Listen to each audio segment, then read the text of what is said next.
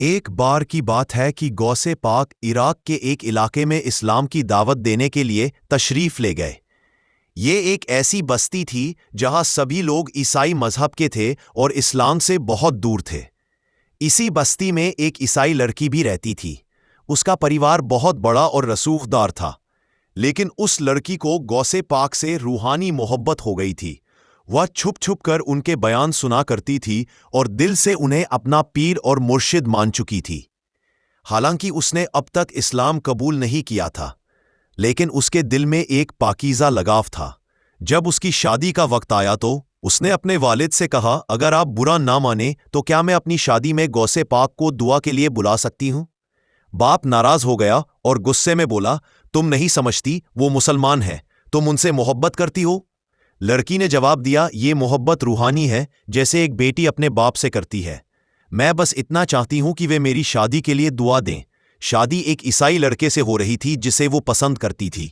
لڑکی خوش بھی تھی اور اداس بھی کہ کیا غوث پاک کا دیدار نصیب ہوگا یا نہیں۔ جب بارات جنگل سے گزری تو وہاں ڈاکو حملہ کر بیٹھے۔ انہوں نے سارا سامان لوٹ لیا اور دولہے کا سر تن سے جدا کر دیا۔ جب یہ خبر لڑکی تک پہنچی تو اس نے رونا نہیں شروع کیا۔ وہ صرف اتنا بولی، جب تک غوث پاک ہیں غم میرے دروازے تک نہیں آ سکتا، میں ان کی مردہ ہوں۔ اس نے اپنے باپ سے کہا، جنازہ تیار مت کرنا جب تک میں نہ کہوں، میں غوث پاک کے دربار جا رہی ہوں۔ لڑکی غوث پاک کے دربار پہنچی۔ اس وقت وہ نصیحت فرما رہے تھے۔ لڑکی نے روتے ہوئے کہا، آپ سب کے لیے دعا کرتے ہیں، میری بھی کیجیے، میں آپ کی مریدہ ہوں۔ غوث پاک نے فرمایا، اچھا رک جاؤ، ہمیں دعا کرنے دو۔ پھر انہوں نے رو رو کر اللہ سے دعا کی، یا اللہ، اگر اس کے دولہے کی تقدیر میں موت لکھی بھی گئی ہے تو سب کچھ کر سکتا ہے، اپنی رحمت سے اس کی خوشیاں واپس کر دے۔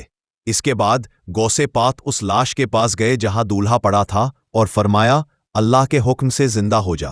اچانک دولہا اٹھ بیٹھا، جس کا سر تن سے جدا تھا، بالکل صحت مند ہو گیا، نہ کوئی زخم نہ کوئی نشان۔